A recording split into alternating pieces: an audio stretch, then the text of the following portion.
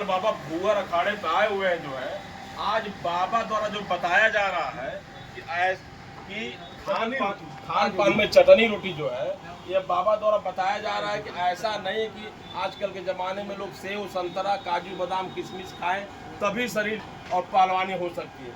बाबा का कहना ये है, बाबा ये कह रहे हैं जो है कि दाल रोटी और दूध दही घी ये सब अगर खाया जाए, कोई जरूरी नहीं काजू बादाम किशमिश ही खाया जाए, शरीर ये चटनी रोटी भी खा के पहलवानी हो सकती है, बशर्ते आदमी को टेंशन फ्री होना चाहिए। अगर माइंड से वो फ्री है तो चटनी रोटी दाल भी खाएगा तो शरीर में लगेगा।